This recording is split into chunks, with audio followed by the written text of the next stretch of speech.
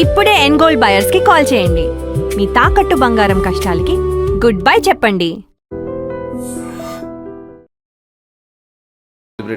Movie ఇంత పెద్ద block buster అయిన తర్వాత రవితేజ గారి నుంచి వచ్చిన రెస్పాన్స్ ఏంటి సార్? సో మేము మాట్లాడుకునేటప్పుడు అలా కొట్టేసాం ఇలా కొట్టేసాం,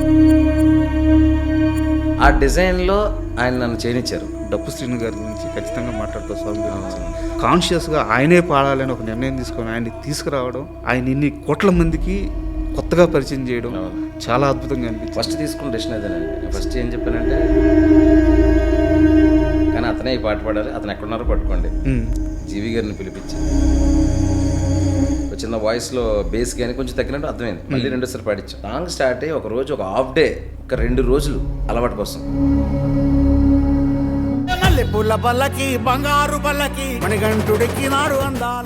థ్యాంక్ గాడ్ అయ్యప్ప దయ వల్ల నేను అనుకున్నది జరుగుతుంది. కొడుకు క్యారెక్టర్ కుమరం అతను మూవీలో అతను ఉండే స్క్రీన్ టైం చాలా తక్కువ అవ్వచ్చు, కానీ ఇంపాక్ట్ చాలా ఎక్కువ ఉంది. అసలు చాలాసేపు మనోడేనా పైగా అతని గురించి చెప్పాలండి. కుమరం పాప తను ఎక్స్పెక్ట్ చేయలే ఇలా కొట్టు అన్న, నేనేనా అన్న అన్నాడు. కళ్ళమ్మని నీళ్ళు పెట్టేసుకున్నాను. ఈ సందర్భంగా నేను కూడా థ్యాంక్స్ చెప్తున్నాను. ఇరుముడి చూసిన తర్వాత రామ్ చరణ్ గారి ఫ్యాన్స్ ఆ యాక్టింగ్కి, సో రామ్ చరణ్ గారితో మీ మూవీ పెడితే చాలా బాగుంటుందని చెప్పి అసలు సోషల్ మీడియా అంతా అవే మెసేజ్లు పెడుతున్నారు. అవునండి, ప్లానింగ్ ఏమన్నా? అదేనండి స్టోరీ అండి. దేనికైనా మీరు అన్నట్టు చరణ్ గారు లాంటి వ్యక్తి అక్కడ వెళ్ళానంటే great. Hi, welcome to my show. Sir నమస్తే. సార్ సూపర్ సక్సెస్ కొట్టారు ఇరుముడి. థియేటర్స్ అన్నీ ఒక టెంపుల్స్ లాగా మారిపోయినాయి. నేను సినిమా చూసినప్పుడు ఒక పర్టికులర్ సీన్కి నాకు ఒక ఫీల్ కలిగింది. నేను ఆ క్వశ్చన్తో ఇంటర్వ్యూ స్టార్ట్ చేస్తాను. మామూలుగా మాస్ మహారాజా రవితేజ లాంటి ఒక మాస్ హీరో, అండ్ మూవీలో కూడా మాస్ ఎలిమెంట్స్ చాలా ఉన్నాయి. ఇంటర్వెల్ దగ్గరికి వచ్చేలేకే మీకు నచ్చిన లేయర్లో ఒక నెగిటివ్ క్యారెక్టర్, విలన్ క్యారెక్టర్ తీసుకొని ఒక ఫైట్తోనో ఒక డైలాగ్తోనో ఒక ఇంటర్వెల్ కార్డ్ వేసుకోవచ్చు. ఒక తండ్రి కూతురు సింపుల్ ఇంటి మెట్లక మీద కూర్చొని ముందు మానే నాన్న, ఎప్పుడు అడగలేదు కదమ్మా, భయం వేస్తుంది నాన్న, మానేస్తాను తల్లి, ఇంత సింపుల్ వర్డ్స్తో ఇంత సింపుల్ ఎమోషన్స్తో ఒక ఇంటర్వెల్ కార్డ్ వేయడం థాట్ ఎలా వచ్చింది సార్? ఫాదర్ డాటర్ కాన్ఫ్లిక్ట్ మీదే మిగతా సినిమా ఉంటుంది అనేది క్లియర్గా చెప్పాలి ఇంటర్వెల్ బ్యాంక్ అనేది సార్ పాయింట్.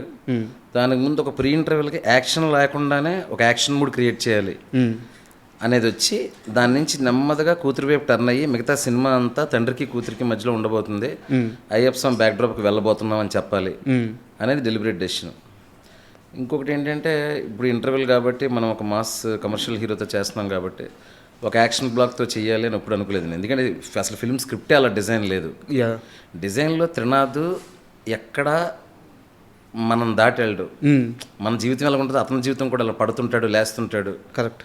సో మాలేసిన తర్వాత తన నిస్సహాయత ఎలాగా సెకండ్ హాఫ్లో ఉంటుంది కదా, ఆ నిస్సహాయతని టక్కమని కాకుండా ఇక్కడే అలవాటు చేయాలి, ఎస్టాబ్లిష్ చేయాలి. అంటే త్రినాథ్కి కూడా తెలియని విషయాలు, త్రినాథ్కి కూడా సిచ్యువేషన్కి లొంగిపోయే విషయాలు త్వరలో జరగబోతున్నాయి సార్ అని ఒక హింట్ ఇస్తూ, కూతురు ఎమోషన్లోకి వెళ్ళబోతుంది సినిమా అని 2వ హింట్ ఇస్తూ, 3వ హింట్ అయ్యప్ప స్వామి బ్యాక్డ్రాప్లోకి వెళ్ళబోతున్నాం అని. సో ఆ మూడింటిని ఎంత యాక్సిలరేట్ చేస్తూ సెకండ్ హాఫ్ వెళ్తుంది అనే దాంట్లో నుంచి ఒక ఎక్సైట్మెంట్తోనే ఇంటర్వ్యూలు వేయడం జరిగింది సార్. నిజంగా చాలా ఆనందంగా అనిపించింది అలాంటి ఒక సీన్తో ఇంటర్వ్యూ వేయడం. అంటే నేను అబ్జర్వ్ చేసింది ఇంకోటి వచ్చేసి, ఈ త్రినాథ్ క్యారెక్టర్ అంటే రవితేజ గారి సీన్లు చాలా వరకు అంటే ఏ క్రేన్ షాట్లో అలా కాకుండా ఆయన్ని కెమెరా ఫాలో అవుతున్న షాట్లే చాలా ఎక్కువ ఉన్నాయి ఆ క్యారెక్టరేషన్ చుట్టూ. ఇది పర్టికులర్గా వాంటెడ్గా తీసుకున్న డిసిషనా? అంటే నేను కరెక్టేనా నేను అబ్జర్వేషన్ చేసింది? ఏం చెప్తారు అది? అంటే ఆయన ఫాలో అవుతూ కెమెరా మూమెంట్ ఉంటుంది చాలా షాట్లు. పర్టికులర్గా మీరు వాంటెడ్గా తీసుకున్న డిసిషన్ అది? లేదు, ఏ సీన్కి ఆ సీన్ కన్సీవింగ్లో మాట్లాడుకుంటూ ఉంటాము. బట్ నేనేమన్నానంటే, త్రినాథ్ అనే వాడిని ఆడియన్స్ ఎంత రిలేట్ అయితే తన బాడీ లాంగ్వేజ్కి, తను మాట్లాడే మాటకి, తన కళ్ళల్లో కన్నీళ్ళకి, తన చిరునవ్వుకి ఎంత రిలేట్ అయితే అంత బాగా క్లైమాక్స్ పోర్షన్స్ వర్కౌట్ అవుతాయి అనేది నాకు తెలుసు. సో అందువల్ల ఏంటంటే త్రినాథ్ ఆ టైంలో ఎలా ఉన్నాడు అనేది మాత్రం ఆడియన్స్కి అబ్జర్వ్ అవ్వాలి అనే దాంట్లోంచి కెమెరా యాంగిల్స్ కానీ అన్ని ప్లాన్ చేయడం. ఎక్కడ డిస్టర్బెన్స్ లేదు సార్ కెమెరా యాంగిల్స్లో. ఆ క్యారెక్టర్ మూడు ఎక్కడ చెడిపోకుండా ఫాలో అవుతుంది. అంటే 2 రకాలు ఉంటాయండి. ఒకటి ఏంటంటే క్యారెక్టర్ల కంటే మేకింగ్ స్పీడ్గా వెళ్ళిపోవడం, లేదంటే క్యారెక్టర్తో పాటు క్యారెక్టర్ ఎంత నెమ్మదిగా ఉంటే అంత నెమ్మదిగా మేకింగ్ చేయడం, క్యారెక్టర్ కొంచెం ఫాస్ట్ అయినప్పుడు ఫాస్ట్గా చేస్తే ఆ క్యారెక్టర్ తాలూకే స్పీడే ఆడిటోరియం సెట్ అవుద్ది. So you don't feel lag. ఆ క్యారెక్టర్ తాలూకా డైనమిక్స్లోకి వెళ్ళిపోతారు అనమాట audience. So then they will forget that film is faster slow, that doesn't matter అనమాట. సార్ అది. అండ్ మూవీ అంటే నేను అడగాలి ఈ క్వశ్చను, మొహమాట పడకూడదు ఎందుకంటే మంచి విషయం కాబట్టి. రవితేజ గారికి ఆయన స్థాయి హిట్ వచ్చి చాలా సంవత్సరాలు అవుతుంది. మూవీ ఇంత పెద్ద బ్లాక్ బస్టర్ అయిన తర్వాత రవితేజ గారి నుంచి వచ్చిన రెస్పాన్స్ ఏంటి సార్? చాలా ఆనందంగా ఉన్నారండి సార్. అంటే ఆయన చెప్పే విధానంలో ఒక నిజాయితీ ఉంటుంది. ఎక్కువ చెప్పకపోయినా ఆయన సంతోషంగా ఉన్నాడు అనేది నాకు అర్థమైంది. సో మేము మాట్లాడుకునేటప్పుడు అలా కొట్టేసాం ఇలా కొట్టేసాం అలా ఏమో అనుకోలేదు. We are happy, we both are happy, each other we know that we are so happy, అంతే. అండ్ పైగా మీ ఇద్దరి మెంటాలిటీ కూడా బాగా మ్యాచ్ అయ్యేలాగా ఉంది. ఎందుకంటే ఇద్దరు ఒకే వైపులో ఉంటారు, ఒకేలాగా ఆలోచిస్తారు, ఇద్దరు సరైన అదే పాత్రలో ఉండే మనుషులు. సో ఆ ఎక్స్పీరియన్స్ ఎలా ఉంది సార్ ఇంత మేకింగ్ ఎక్స్పీరియన్స్ రవితేజ గారితో? ఇప్పుడు నేను కథ చెప్పాలనుకుంటాను, నా కథకి ఏం కావాలో ఆయన కరెక్ట్గా ఇచ్చేయాలనుకుంటారు. సో ఇప్పుడు సీలియర్ వెళ్ళిపోయి ఇంక స్టార్ట్ చేసిన తర్వాత అండి ఆ కథకి ఏం కావాలో చేసుకుంటూ వెళ్ళిపోయామండి. అన్ని సినిమాల్లాగే దీనికి కూడా ఏం కావాలనేది చేసుకుంటూ వెళ్ళిపోయాం. ఇది చాలా జాగ్రత్తగా చేయాలి మనం, అలాగే ఏం లేదు, ఒక సినిమాని ఎలా చేస్తామో అలా చేసుకుంటూ వెళ్ళిపోయాం. కాకపోతే కథ చెప్పినప్పుడే అది డిజైన్ అయిపోయింది, న్యాచురల్గా వెళ్ళాలనేది, ఒక రియలిస్టిక్గా వెళ్ళాలనేది డిజైన్ అయిపోయింది. ఆ డిజైన్లో ఆయన నన్ను చేయనిచ్చారు, ఆ స్పేస్ ఇచ్చారు. ఇప్పుడు లుంగి అంటే లుంగి, గల్ల షర్ట్లు, నార్మల్ డైలాగులు చెప్పేటప్పుడు ఏదైనా కొంచెం అక్కడ ఉన్నదానికంటే ఎక్కువగా లౌడ్ అవుతుంది అనుకుంటే అన్న ఇలా చెప్దామన్నా అంటే గుర్తు చేసేవా ఇలా ఉన్నప్పుడు ఇప్పుడైనా ఆయన న్యాచురల్ ఫ్లో ఒకటి ఉంటుంది, ఆయన న్యాచురల్ ఫ్లో ఎప్పుడైనా ఆయన న్యాచురల్ ఫ్లో కొన్ని సీన్లు బాగుంది అనుకున్నప్పుడు నేను వదిలేసేవాడిని. ఇప్పుడైనా న్యాచురల్ ఫ్లో ఓవరాల్ తిన్నది క్యారెక్టర్కి ఏమైనా చిన్నది ఇబ్బంది పెడుతుందంటే అన్న ఇక్కడ ఇలా చేస్తే బెటర్ ఏమో అంటే సూపర్ శివ నువ్వు అలాగే చెప్తూ ఉండు అని చెప్పి ఆయన చిన్నది కరెక్ట్ చేసుకుని మళ్ళీ చేయడం, అలా ఇదో సింక్ అంతే. అండ్ సీలేరే ఎందుకు సార్? ఎందుకంటే మీ జిల్లాకు సంబంధించిన మీ ఏరియా అనుకొని వెళ్ళారా, లేకుంటే సీలేరు మాత్రమే ఎందుకు బ్యాక్గ్రౌండ్? అంటే మీరు అన్నట్టు అయ్యప్ప స్వామి భక్తులు అన్ని రాష్ట్రాల్లో ఉంటారు, ఎక్కడైనా ఉంటారు. ఆ ఎమోషన్ని ఎస్టాబ్లిష్ చేయడానికి సీలేరు ప్రాంతాన్ని మాత్రం ఎందుకు ఎంచుకున్నట్టు? ఈ కథ అయ్యప్ప స్వామి భక్తులు త్రినాథ్ అనే భక్తుడికి వాళ్ళ ఊర్లో ఏం జరిగింది అనేది కదా, వాళ్ళ ఊర్లో ఇస్ ది అండర్లైన్ అనమాట. సో తను ఎంత ఇన్నోసెంట్ అంటే ప్రపంచం అంతా చాలా బాగుంటుంది అనుకున్నంత ఇన్నోసెంట్. తన చుట్టూ ఎక్కువ విషయాలు ఎక్కువ మనుషులు ఉండకూడదు, ఆ ఉన్న 4-5 మనుషులనే జీవితం అనుకోవాలి. సో ఫస్ట్ ఏంటంటే లొకేషన్ చాలా డెన్స్గా ఉండాలి, పీపుల్ చాలా తక్కువగా ఉండాలి. So then the suspense mood, emotion, క్యారెక్టర్లు తక్కువ ఉండేసరికి ఏమవుతుందంటే జనాలు క్యారెక్టర్లు తక్కువ ఉండేసరికి నీ కళ్ళకి ఎక్కువగా కనపడుతుంటారు, వాళ్ళు పెద్దగా కనపడుతుంటారు క్యారెక్టర్లన్నీ. సార్ ఎక్కువ మందిలో తక్కువ మందిని చూపించడం కంటే అవును, అలాంటి ఒక డెన్స్ లొకేషన్లో 4-5 క్యారెక్టర్లు పెట్టి నువ్వు కథ చెప్తున్నప్పుడు నీకు తెలియకుండానే ఒక ఏరీ మూడ్ క్రియేట్ అవుతుంది వాళ్ళ చుట్టూ. వాళ్ళని ఫాలో అయ్యే విధానం కూడా ఆడియన్ చాలా ఆర్గానిక్గా ఉంటుంది అనమాట. సో అందుకని అక్కడ పెట్టాం. పైగా ఇలాంటి ఒక అన్యూజువల్ విషయాలు మన ప్రపంచానికి దూరంగా ఎక్కడో జరిగిందనే ఫీలింగ్ మనకి ఇంకా ఎక్కువ టెన్షన్ని, ఒక ఇన్వాల్వ్మెంట్ని క్రియేట్ చేస్తుంది. Correct sir. అందుకని ఆ అడవులు, ఆ డ్యాములు, ఆ న్యాచురల్ లొకేషన్స్ మధ్యలో అంత న్యాచురల్గా ఉన్న మనిషి అతను త్రినాథ్ అనేవాడు. సో అతను కూడా ఒక నేచర్లో ఒక డైమండ్ లాగా అక్కడెక్కడ ఉన్నాడు, ఒక వజ్రం లాగా అనే ఒక ఇంపాక్ట్ వస్తుందని. అండ్ సినిమా చూస్తున్నప్పుడు ఈ తండ్రి కూతుర్ల ఎమోషన్ గురించి మాట్లాడదాము. అండ్ అయ్యప్ప స్వామి బ్యాక్గ్రౌండ్ వాడుకుంటున్నప్పుడు ఏదో చూచాయిగా తెలుసుకొని అలా వాడలేదు, నాకు అర్థమవుతుంది. ఎందుకంటే నేను స్వతహాగా మాలేసే వ్యక్తిని. నేను సినిమా కోసం మాలేసారు మీరు. నాకు ఎక్కడ అద్భుతంగా అనిపించిందంటే ఎందుకు త్రినాథ్ కూతురు కోసం ఇంత చేస్తున్నావు అన్నప్పుడు నాకు బిడ్డలు పుట్టలేదు, మా ఇద్దరు తను అవమానపడతా నా భార్య తనే భరించింది ఆ కష్టాన్ని. మీరు వచ్చి అయ్యప్ప మాల వేసుకొని కోరుకుంటే అవుద్ది అని చెప్పారు గురుస్వామి. ఆ క్షణం నేను అయ్యప్పని అట్ట కోరుకుంటే నాకు బిడ్డ పుట్టింది, మణికంఠ అని పేరు పెట్టుకున్నానని ఒక సీన్ ఉంటుంది. అయ్యప్ప మాల వేసుకున్న కన్యస్వామి, నేను మామూలుగా రియల్గా చెప్తున్నాను, అయ్యప్ప మాల వేసుకున్న కన్యస్వామి ఎంత పవర్ఫుల్ అంటే ఆ మాల కాలంలో 41 రోజుల్లో ఆయన ఏదైనా ఒక్క కోరిక మనస్ఫూర్తిగా కోరుకుంటే ఆ కోరిక నిజమవుద్దని గురుస్వాములు చెప్తుంటారు. నిజమైన సందర్భాలు ఉన్నాయి కూడా నా జీవితంలో కూడా. అంటే ఎంత స్టడీ చేశారు. మొదటిసారి మాలేసుకున్న వ్యక్తి నాకు బిడ్డ కావాలని మొక్కుకోవడం, ఆ బిడ్డ పుట్టడం, ఆ బిడ్డ మీద ప్రేమ చూపించుకోవడం నాకు చాలా బ్యూటీ అనిపించింది సార్. అంటే స్వతహాగానే మిగతా ఫ్రెండ్స్ వీళ్ళందరూ మాలేస్తుంటారు కదండి. జనరల్గా ఎక్కడికి వెళ్ళినా కూడా ఈ కన్యస్వాముల గురించి వాళ్ళు, ఎందుకంటే మా ఊర్లో అయ్యప్ప స్వామి గుడి ఉంది మా ఇంటికి దగ్గరలో.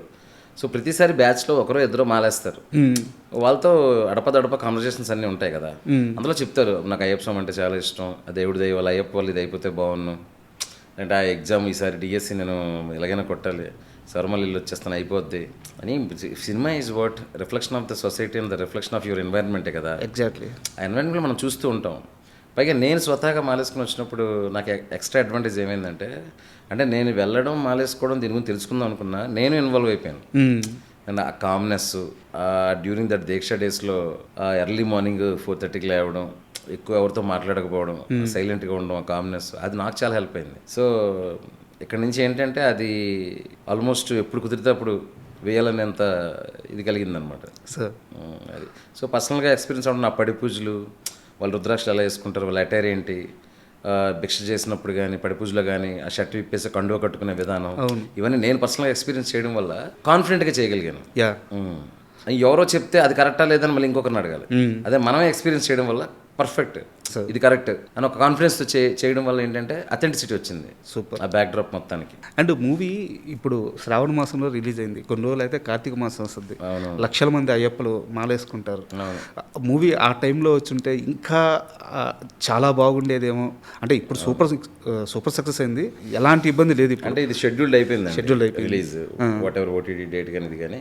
మీరు అన్నట్టు అంటే ఇప్పటికీ కూడా ఈ సినిమాలో పాటలు కానీ ఇవి కానీ రేపు కార్తీక మాసం రాగానే మారుమైపోతాయి. నేను 3 పాటలు ఉన్నాయి, బ్రహ్మాండమైన పాటలు. కట్టు సాంగ్ ఉంది, మల్లెపూల పల్లకు ఉంది. పైగా ఇప్పుడు మీకు ఇంటర్వెల్ తర్వాత ఒక బ్యూటిఫుల్ సాంగ్ ఉంటుంది. అసలు అయ్యప్ప మాల్లోకి వెళ్ళిన తర్వాత రోజులు గడుస్తున్న కొద్దీ ఎలా డ్రాక్స్ అవుతాడు మనిషి, ఎలా ఆ ట్రాన్సిషన్ పీరియడ్లో ఆ డిస్టర్బెన్స్ నుంచి ఆ పీస్ ఎలా వస్తుంది అనే ట్రాన్సిషన్ పీరియడ్, అది సూపర్ సాంగ్ అది. అలాంటి కాంటెక్స్లో ఇప్పుడు దాకా పాట రాలేదు. అంటే అయ్యప్ప పాటలు వచ్చాయి కానీ ఒక మామూలు మనిషి అయ్యప్ప మాల వేసుకున్నప్పుడు స్లోగా అతను ఎలా కన్వర్ట్ అవుతాడు, దానికి ఎలా అలవాటు పడతాడు అనే సిచ్యువేషన్ చాలా కొత్త సిచ్యువేషన్. అది ఇప్పుడు రేపు పొద్దున వీడియో సాంగ్ రాబోతుంది. సో సినిమాలో కూడా అది చాలా బాగా పోయింది. ఇవన్నీ విపరీతంగా నవంబర్ నుంచి ప్లే అవబోతున్నాయి అన్ని చోట్ల 100%. ఇప్పట్లో పోయే ఇంపాక్ట్ కాదు సార్ ఇది. మీరున్నా నేనున్నా, మీరు లేకపోయినా నేను లేకపోయినా ఇరుముడి పాటలు, ఇరుముడి కంటెంట్ ఉండిపోద్ది అలాగా. సూపర్. అది నాకు ఈ 2 పాటలు అనిపిస్తుంది అనమాట. Something from my side, I did something to the for the Swami's and the people. Super sir. మీరు చూసుంటారు చాలా వీడియోస్ బయటకు వచ్చినాయి, థియేటర్లో మల్లెపూల పల్లకి సాంగ్ ప్లే అవుతున్నప్పుడు కొన్ని వందల మంది స్క్రీన్ ముందుకు వెళ్ళిపోయి అది ఒక పూనకం వచ్చినట్టు. ఇంచుమించు నేను ఈ ఇంటర్వ్యూ స్టార్టింగ్గా చెప్పాను, థియేటర్స్ గుడ్లుగా మారిపోతున్నాయని చెప్పేసి. ఆ విజువల్స్ చూస్తున్నప్పుడు ఎలా అనిపిస్తుంది? ఇదంతా మీరు కన్సీవ్ చేసింది కదా, మీ మైండ్ నుంచి వచ్చిన ఈ ప్రోడక్ట్? లేదండి, ఆడియన్స్ కన్సీవ్ చేసిందే. ఆడియన్స్కే ఇస్తారా క్రెడిట్? వాళ్ళు అనుకున్నారు అది జరిగింది. ఎందుకంటే డెఫినెట్లీ నేను మల్లెపూల పల్లకి సాంగ్ ఉండాలి అని చెప్పేసి స్క్రిప్ట్ లెవెల్లోనే ఒక లీడ్ వేసుకొని షూటింగ్ చేస్తున్నాము. దాని తర్వాత సోషల్ మీడియాలో ఒకరు స్టార్ట్ చేసి తర్వాత బర్స్ట్ అయింది. అవును. సో నా ఇంటెన్షన్ వాళ్ళ ఇంటెన్షన్ ఒకటే అయిపోయింది. వాళ్ళు అప్పటి నుంచి స్టార్ట్ చేశారు, మేము గుళ్ళు చేసేస్తాం థియేటర్స్ని.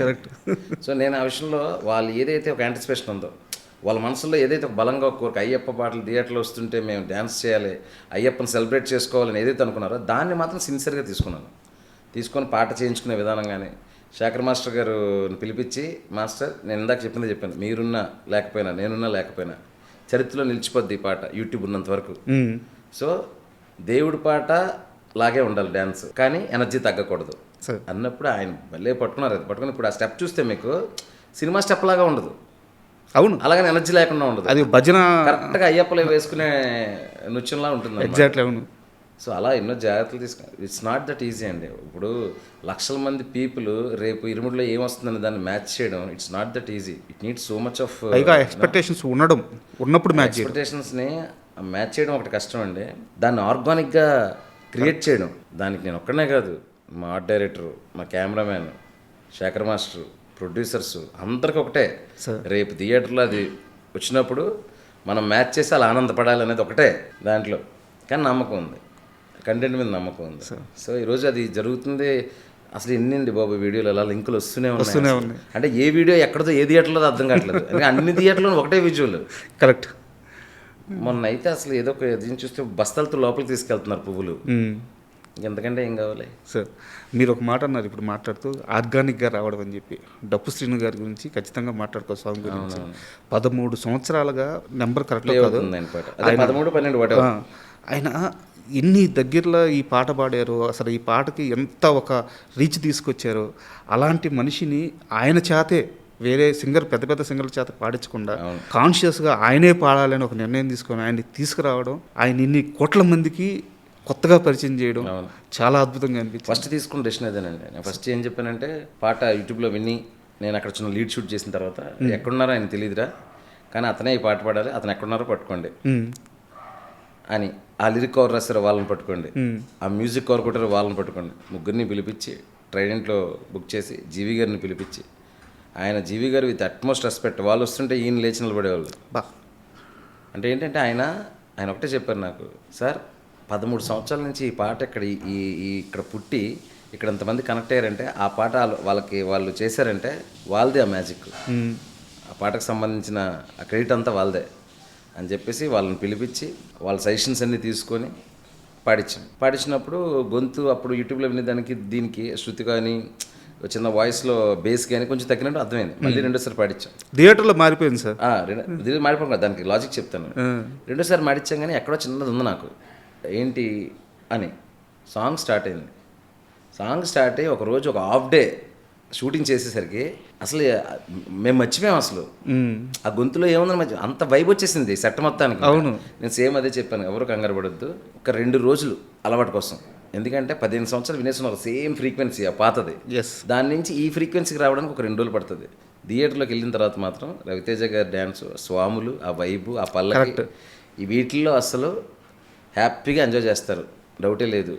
అలాగని మనం భయపడిపోయి ఏదో తప్పు చేసేసామని కంగారు పడిపోయి ఏది ప్లేబ్యాక్ సింగర్తో పాడించాం అనుకోండి, లేదు అది ఇంకా మోర్ డ్యామేజ్ అవుతుంది. అవును. సో అదొక conscious decision. And thank God Ayyappa దయ వల్ల నేను అనుకున్నది జరుగుతుంది థియేటర్లో. Super sir. అండ్ నేను ఇప్పుడు అడగబోయే క్వశ్చన్ ఇరుముడి గురించి కాదు, సినిమా గురించి కూడా, మీ పాత సినిమాల గురించి కూడా కాదు, మీ సెన్సిబిలిటీ తెలిసి నేను మీ సినిమాలు చూసి అడుగుతున్నాను.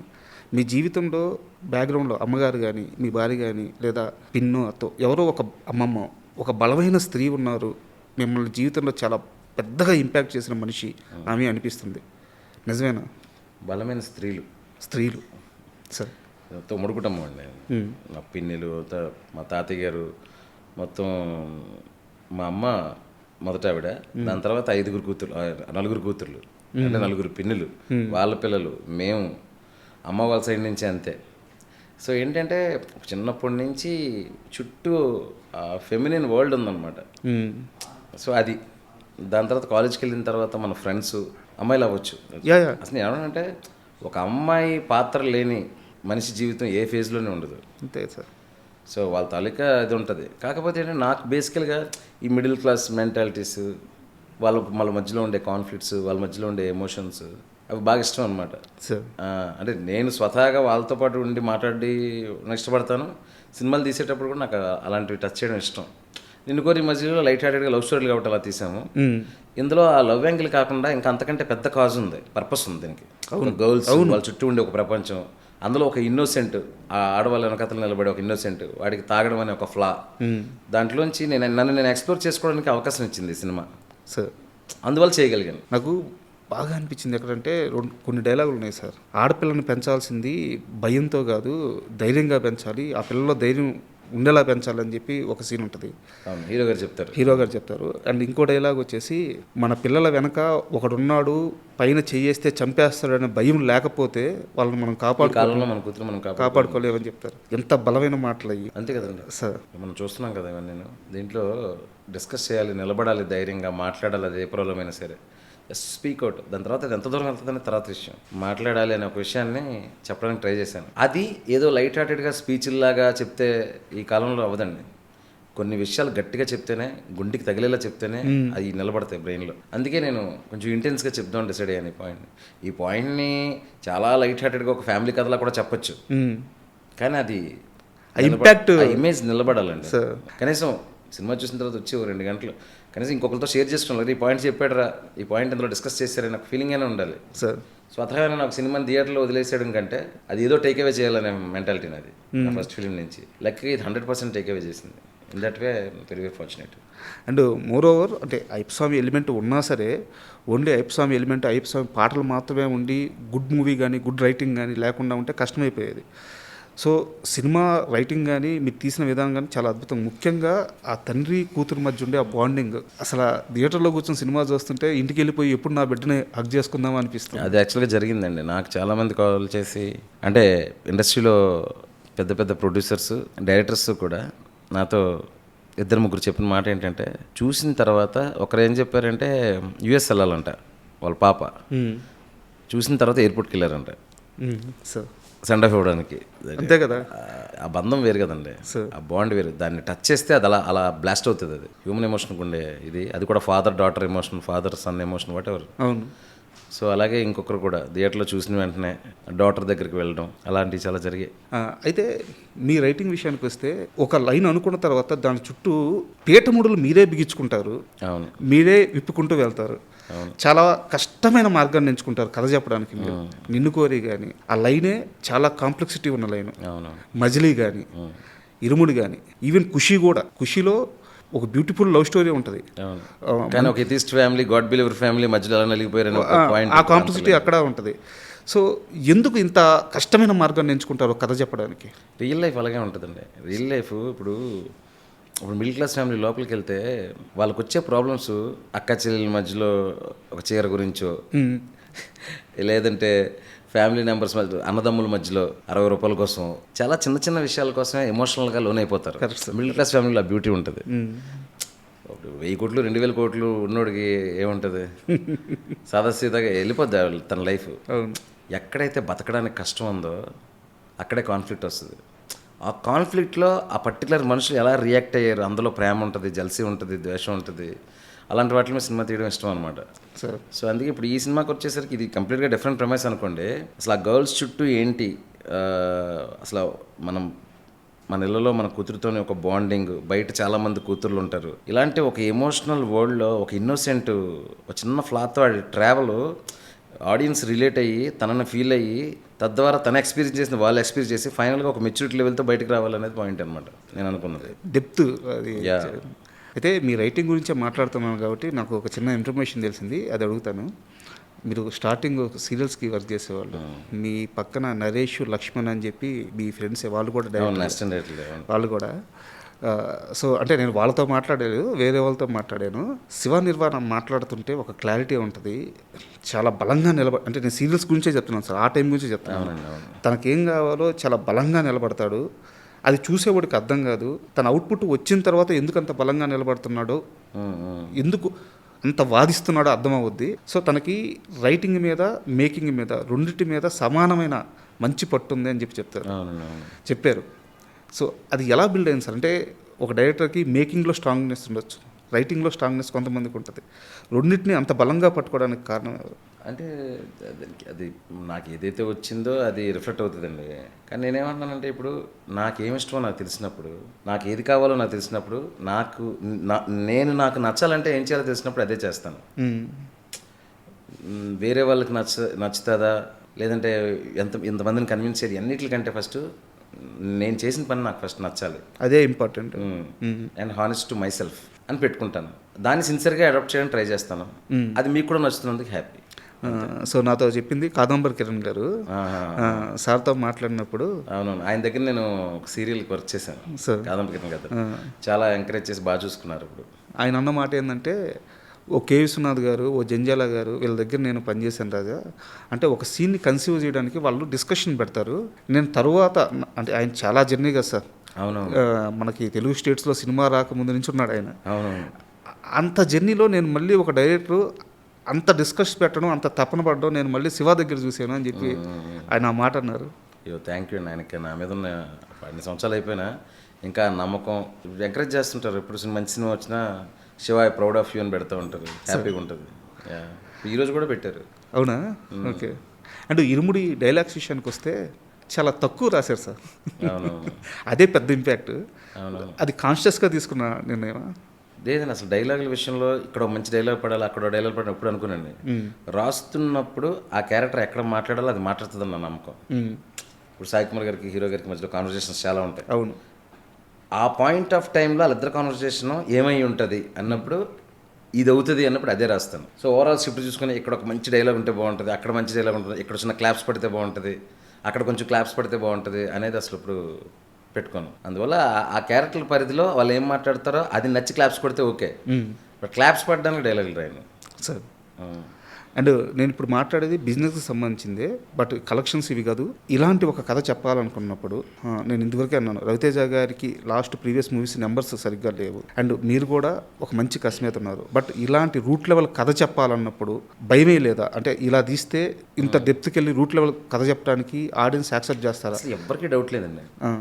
ఫస్ట్ నవీన్ గారికి చెప్పాను, తర్వాత రవి గారికి మా ఇంట్లో చెప్పా. వాళ్ళందరూ ఏంటంటే ఆబ్స్ట్రాక్ట్ అంటారు కదా, ఆ రెండు మూడు ట్విస్టులు, ఆ లాస్ట్లో ఎక్స్పీరియన్స్, ఫస్ట్ షాక్లో ఉన్నారు. ఇప్పుడు మీరు థియేటర్లో ఎలా షాక్లో వస్తున్నారు బయటికి కరెక్ట్ డైరెక్షన్ చెప్పినప్పుడు కూడా ఈ లెవెల్ కాకపోయినా ఒక లెవెల్ షాక్ ఉండింది అందరికి. ఇది వర్కౌట్ అవ్వకపోవడానికి ఏముంది, ఇంత ఎంగేజింగ్గా ఉంది, ఆ డివోషనల్ మూడ్ ఉంది ఫిలింకి. ఎప్పుడు చూడండి ఒక క్రైమ్ యాంగిల్ ఇందులో మిక్స్ ఉంది. అసలు ఆ మిక్స్కే సర్ప్రైజ్ అయ్యారు. రవి సార్ కూడా కథ చెప్తున్నప్పుడు, రవణకి హీరో గారికి కథ చెప్తున్నప్పుడు కూడా అంతా కథ విన్న తర్వాత అది చాలా ఫ్రెష్గా ఉంది స్టోరీ. అన్నిటికంటే నాకు ఆయన కనెక్ట్ అయింది ఏంటంటే గర్ల్స్ అనేది కనెక్ట్ అయ్యారు. Exactly sir, super. ఆయనకి ఈ క్రైమ్ లేరు, స్క్రీన్ ప్లే అంత క్లియర్గా ఏం చెప్పాల. ఓవరాల్గా ఏం చెప్పారంటే త్రినాథ్ ఇలా ఉంటాడు, వాళ్ళ మిస్సెస్ ఇలా ఉంటుంది, ఆడపిల్లల కోపం వస్తే వెళ్తాడు వస్తాడు, కూతురు ఇలా ఉంటుంది. సో ఇలాంటి ఒక ఇన్నోసెంట్ జీవితంలో మాలేయంగానే ఇలాంటి కన్సిక్వెన్సెస్ జరిగాయి. ప్రీ క్లైమాక్స్కి వచ్చేసరికి ఇలా జరిగింది. అక్కడి నుంచి ఒక మెచ్యూరిటీ లెవెల్కి వెళ్ళిపోయి బయటకు వచ్చేటప్పుడు నా జీవితంలో కూడా ఇలాగే జరుగుతుంది కదా, లైఫ్ ఈజ్ ఆల్ అబౌట్ కర్మ, అంతే కదా sir. But you have to believe what ever. నీ బిలీఫ్ సిస్టమ్ అనేది అలాగే ఉంటుంది. అదేనండి, అది ఎప్పుడైతే త్రినాథ్ రియలైజ్ అయ్యాడో ఆ జర్నీని చూసిన ఎక్స్పీరియన్స్తో బయటకు వస్తారు. సో ఖచ్చితంగా అక్కడ కనెక్ట్ అవుతారు. సో అక్కడ ఆయన కనెక్ట్ అయింది మెయిన్ ఈ గర్ల్స్. వెనకాతలు అక్కడ ఉన్నాడని, లేకపోతే మన ఆడపిల్లలు మనం కాపాడుకోలేం గురుస్వామి. ఆ డైలాగ్ అదే ఓవరాల్గా గర్ల్స్ కోసం ఒక ఫ్లా ఉన్నాడు, ఒక గర్ల్స్ కోసం ఒక డ్రంకర్డ్ హ్యాబిట్ ఉండి తనకే ఒక ప్రాబ్లం ఉంది, తను ఆడపిల్ల వెనకాతలు నిలబడడం అనేది బాగా నచ్చింది ఆయనకి. సూపర్.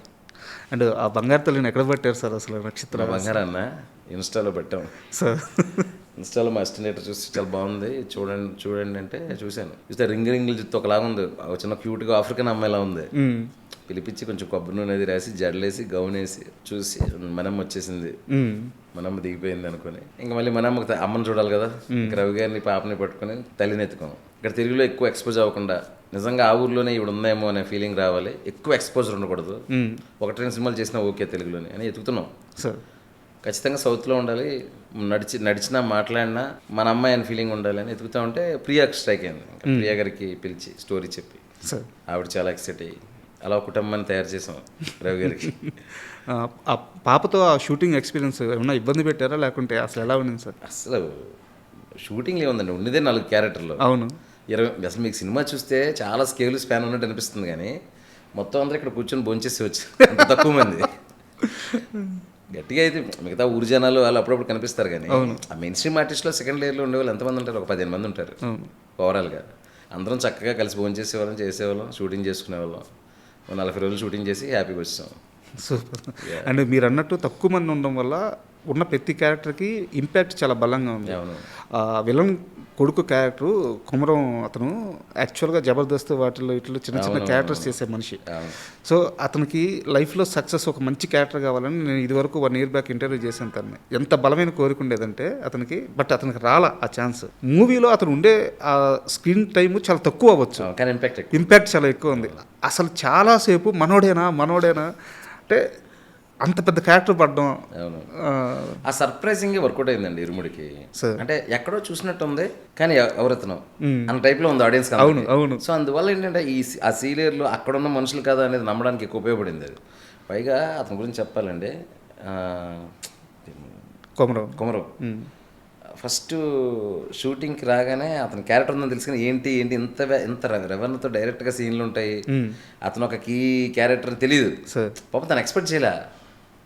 రాగానే షార్ట్ అంతా చెప్పేసి పెట్టి రవణ్ అని ఇలా కొట్టు అదే ఫస్ట్ సీన్లో ఉంటుంది కదా అన్నా అన్నాడు. అంటే ఏంటో సార్ రవణ్ అని ఇలా ఫేస్ మీద ఇలా కొట్టినట్టుగా జస్ట్ ఇంతవరకు రావాలి, నేనేనా అన్నా అన్నాడు. నువ్వే కొమరం, నీది అదే క్యారెక్టర్, నాగుల్ క్యారెక్టర్ అని చెప్పేసి అప్పుడు మొత్తం చెప్తే కళ్ళమ్మని నీళ్ళు పెట్టేసుకుని దండం పెట్టిపోయాడు. ఏమొద్దు నాగులు, నీకోసం యాక్చువల్గా నేను వెతుకుతున్నాను. ఇన్స్టాలో నీ రీల్స్ చూసినప్పుడు ఈ ఫేస్ ఆ క్యారెక్టర్కి, ఆ ఈవిల్ క్యారెక్టర్కి, అజుఘోష్ కొడుకు అనే ఒక ఫీలింగ్కి ఈ ఫేస్ బాగుంటుందని నేను ఎప్పుడో చూశాను. నీకు నేను ఛాన్స్ ఇవ్వడం కాదు, నీకోసం నేను ఎత్తుక్కుంటున్నా సార్ అని చెప్పి అక్కడి నుంచి అతను he became so much emotional చేసినప్పుడు కసి మీద ఉన్నాడు. అలాంటి సార్ అంత పెద్ద క్యారెక్టర్ ఇచ్చారని నిజంగా దెబ్బలు తినేసేవాడు. మా రీల్ సతీష్ మాస్టర్ ఉన్నాడు, ఆయన మాస్టర్ రియలిస్టిక్గా ఉండాలంటే రియల్గా కొట్టేస్తుంటాడు. మాస్టర్ చచ్చిపోతాను మాస్టర్, ఎవరు రెస్పాన్సిబిలిటీ, కొంచెం చూసుకొని కొట్టేవాడి నేను చెప్తాను. అంటే ఒక పీక్ రియలిజంకి వెళ్ళిపోదాం ఈ సినిమాకి ఫిక్స్ అయిపోయాడు అతను. నాకు భయం వేసేది బాంటర్ ముందు కూర్చొని. సో నిజంగా అది కొంచెం టచ్ అయినా, కర్రలు కానీ ఏదైనా టచ్ కొట్టినప్పుడు టచ్ అయినా, 2-3 దెబ్బలు తగిలినా చెప్పేవాడు కాదు. మళ్ళీ చెప్తే తగిలేస్తుందని డైరెక్టర్ గారు ఇంటెన్సిటీ తగ్గించేస్తారేమో అని. ఎందుకంటే ఆలోట్ వెళ్ళిపోయాడు. ఇంకా తనకు అవసరం నా ఎంతకైనా కష్టపడతా అని. ఈ సందర్భంగా అతనికి నేను కూడా థ్యాంక్స్ చెప్తున్నాను కొమరానికి. బట్ చాలా మంచి పేరు వచ్చింది అతనికి. Yes sir. అండ్ చాలామంది ఇరుముడి చూసిన తర్వాత అంటే రామ్ చరణ్ గారి ఫ్యాన్స్ మీ సెన్సిబిలిటీకి, ఆయన ఆ యాక్టింగ్కి, సో రామ్ చరణ్ గారితో మీ మూవీ పెడితే చాలా బాగుంటుందని చెప్పి అసలు సోషల్ మీడియా అంతా అవే మెసేజ్లు పెడుతున్నారు. సో ఆ ప్లానింగ్ ఏమైనా ఉంది? అదేనండి స్టోరీ అండి దేనికైనా సార్. ఫస్ట్ మనకు బాగా నచ్చి ఇది ఒక అద్భుతంగా కథ అవుతుంది, దేనికి క్యారీడ్ అవి అయిపోకూడదు కదా. ఇప్పుడు ఈ సినిమా నాకు ఒక రెస్పెక్ట్ ఇచ్చింది, ప్రేక్షకులు నన్ను చూసే విధానాన్ని ఇంకొంచెం పెంచింది సార్. దాన్ని ఇంకా పెంచేలా ఉండాలి తప్ప కదా కంగారుగా ఏదో కథ చేసేసి అలా కాదు కదా. So first I focus on writing, then ఆ రైటింగ్లో ఎవరు సూట్ అవుతారు అనేది. ఓకే. బట్ నిజంగా నాకు అదృష్టం ఉండే ఆ రైటింగ్ కరెక్ట్గా సూట్ అయ్యి నిజంగా మీరు అన్నట్టు చరణ్ గారు లాంటి వ్యక్తి అక్కడ వెళ్ళానంటే గ్రేటే సార్. అండ్ మైత్రి గురించి మాట్లాడుకోవాలి సార్. ఇంత పెద్ద అద్భుతానికి బ్యాక్ ఎండ్లో ఉండి ఫుల్ సపోర్ట్ చేసిన వాళ్ళు. నాకు ఒక చిన్న విషయం తెలిసింది, మీరు ఫస్ట్ సీలేరుకి వెళ్ళిన తర్వాత అక్కడ కొన్ని సమస్యలు వచ్చి మెయిన్ కాస్ట్ కొంతమంది వెనక్కి వచ్చేసిన తర్వాత, అంటే ఫుల్ ఫ్లెడ్జ్డ్గా అప్పటికి షూట్ స్టార్ట్ అవ్వలేదు, పరిస్థితులను చూసుకొని వెనక్కి వచ్చేసిన తర్వాత అక్కడ రవితేజ గారికి కానీ మొత్తం వాళ్ళు సెట్ చేసిన విధానం, స్టేయింగ్ కోసం కానీ చాలా కష్టపడ్డారని తెలిసింది. అయ్యో నెవర్ బిఫోర్ అండి. అసలు 250 మంది చాలామంది అక్కడ. ఇప్పుడు మీరు షూటింగ్ చేస్తే ఎంత క్వాలిటీ వర్క్ చేస్తాం కదా, ఇక్కడ వాడినట్టే జిమ్మీలు వాడాం, మంచి ఎక్విప్మెంట్ వాడాం, స్టడీ క్యాంప్స్ వాడాం, గింబల్ వాడాము. మరి ఆ ఎక్విప్మెంట్ తేడానికి మనుషులు, ఆ రోడ్డే సరిగ్గా ఉండదు, అంత గుంతల రోడ్డు. ఒక్కసారి అక్కడ లోపలికి వెళ్ళిపోయి ఏదైనా మిస్ అయిందంటే ఇంకా నెక్స్ట్ రోజే రావాలి తప్ప ఆ రోజు తేడానికి లేదు ఇంకా. అది ఏదైనా కూడా ఆ సీరియల్లో చిన్న మార్కెట్ ఉంటుంది, అక్కడ మనం కొంచెం పువ్వులు, పళ్ళు, కాయలు, పాల ప్యాకెట్లు ఇంతవరకు ఓకే. దానికి మించి ఏదొచ్చినా రాజమండ్రి తేవడమే, లేదంటే మారేడుమిల్లి వెళ్ళాలి. సో అవి కూడా చాలా దూరం కదా. వర్షాలు పడాయి అనుకోండి, అక్కడ ఏదో ఒక బండి డీసీఎం మీద దిగిపోయింది అనుకోండి, ఇంకంతే. ఆ వెనకాతల షూటింగ్లో అక్కడే ఉంటారు. అలాంటి పరిస్థితి. ఇదంతా వదిలేదండి. పాపం ఆడపిల్లలు ఉన్నారు, ఈ 10 మంది ఆడపిల్లలు. వాళ్ళందరికీ ఆల్మోస్ట్ 2 చిన్న లాడ్జ్లు ఉన్నాయి. బాలాజీ గారు ఒక ఆయన ఉంటారు, పొల్లూరులో చేసినప్పుడు రమణమూర్తి గారు, వీళ్ళిద్దరూ ఫుల్ సపోర్ట్.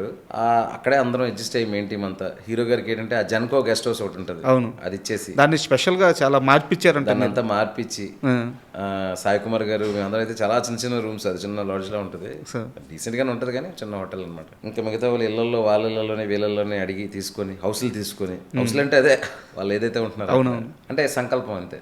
ఇక అక్కడ రాసి పెట్టాడు నాకు దేవుడు, అక్కడ నేను చేయాలని. అదే అది జరగదేమో అనుకున్న దగ్గర జరిగింది షూటింగ్. ఎందుకంటే అసలు నేను వెళ్ళగానే అక్కడ ఐఎఫ్ఎం గుడి ఉంది డ్యామ్ కానుకొని. నాకు అసలు బుర్ర తిరిగిపోయింది. అసలు ఇనీషియల్గా నాకు ప్లానింగ్ అది కాదు, డ్యాము ఇది కాదు. ఎప్పుడైతే డ్యామ్ చూసానో డ్యామ్లో క్యారెక్టర్ చేశాను సినిమాలో. అదే గుడిలో షూటింగ్ చేద్దాం. అదే ఈ సినిమాకు ఉండే ప్రత్యేకత ఏంటంటే మీకు సినిమాలో పేర్లు బయట పేర్లు ఒకటే, అంటే సీలేరే, పొల్లూరే, డొంకరాయ్. సో ఏంటంటే ఈ ప్రపంచం నా కథ కోసం ఉందా అనే ఫీలింగ్ వచ్చింది. Exactly sir. ఎంత ఫ్రెష్ లుక్ వచ్చిందంటే. ఫ్రెష్ లుక్ వచ్చింది. అవును. టెరైన్ ఇదంతా, ఆ నేపథ్యం కూడా కథలో ఒక భాగం అయిపోయింది. మనం మామూలుగా మలయాళ సినిమాలు ఓటీటీలో చూస్తుంటాం, క్రైమ్ ఇన్వెస్టిగేషన్ ఇట్లాంటి కొన్ని సినిమాలు రూరల్ ఏరియాలో జరిగినప్పుడు ఆ కొండలు అవి చూపిస్తున్నప్పుడు ఆ సస్పెన్స్ కానీ అంతా క్యారీ ఫార్వర్డ్ అవుతూ ఉంటాయి. ఇక్కడ డివోషనల్గా క్యారీ ఫార్వర్డ్ అయింది, ఆ సస్పెన్స్ క్యారీ ఫార్వర్డ్ అయింది, ఆ ఊరే అసలు సినిమాలో ఒక భాగం అయిపోయింది. అవునవును. ఇప్పుడేనండి ఫస్ట్ ఏదైనా ఇలాంటి కథలకి ఏంటంటే ఫస్ట్ ఆడియన్స్ని ఒక ప్రపంచంలో, ఆడియన్స్ అసలు థియేటర్కి ఎందుకు వస్తారు? వాళ్ళు ఉన్న ప్రపంచం నుంచి వేరే ప్రపంచానికి రావడానికి. కరెక్ట్. ఆ వేరే ప్రపంచానికి మనం తీసుకెళ్ళినప్పుడు అంటే సగం పని అయిపోద్ది. అక్కడి నుంచి మన కథ, కాన్సెప్ట్, కాన్ఫ్లిక్ట్లు ఇంకా వర్కౌట్ అయితే పూర్తిగా పని అవుద్ది. ఆ రెండు జరిగినాయి. ఫస్ట్ ఇలా కూర్చోగానే 10 నిమిషాలు యాలలో సాంగ్ రాగానే మనం వెళ్ళిపోయాం, సీలేరు పొల్లూరులోకి వెళ్ళిపోయాం. సో అక్కడ ఉండే క్యారెక్టర్తో చిన్నగా కనెక్ట్. ఆ పాప, చిన్న స్కూలు, ఆ వాటర్ ఫాల్స్, అక్కడి నుంచి సైకిల్ మీద అడవిలోంచి తొక్కుంటూ వెళ్ళడం. యాక్చువల్గా ఏదైనా కూడా ఇన్వాల్వ్మెంట్ ఉన్న సినిమాకి ఫస్ట్ క్వాలిటీ అదే సార్. Exact sir. ఆ వరల్డ్లోకి తీసుకెళ్ళగలడం. నాకు అలాంటి దొరికింది. ప్రొడ్యూసర్లు సపోర్ట్ చేశారు. అంతంత దూరం 250 మందిని పంపించి అక్కడ అకామిడేషన్ ఇదంతా మా ప్రొడక్షన్ కంట్రోల్ దినేష్ అని, అతను మా మేనేజర్ వలి, అందరం ఇంకా టీం వర్క్ సూపర్ చేసి నాకు ఏం కావాలో అది నేను చేసుకొని ఇచ్చారు. సూపర్. అండ్ ఎన్టీఆర్ గారికి ఎందుకు సార్ ఇరుముడి మీద ఫస్ట్ నుంచి కూడా అనౌన్స్మెంట్ నుంచి కూడా ఒక బలమైన నమ్మకం అంట జూనియర్ ఎన్టీఆర్ గారికి, పక్కా కొట్టది పక్కా అంటే కొట్ట. మా రవి గారికి, ప్రొడ్యూసర్ రవి గారికి మంచి అసోసియేషన్ ఉంది తారక్ సార్తో. సో డిస్కషన్లో ఉన్నప్పుడు మైత్రిలో జరిగే సినిమాలన్నిటి గురించి ఒక డిస్కషన్ వస్తుంది కదా, ఉన్నప్పుడు ఈ సినిమా గురించి అందరికీ ఇరుముడు అనగానే ఒక ఇంట్రెస్ట్ క్రియేట్ అవుతుంది కదా, ఒక వైబ్. సో ఆయనకు అనిపించిందంట. ఎప్పుడైనా మాట్లాడారు? నేను ఇప్పుడు మాట్లాడలేదు.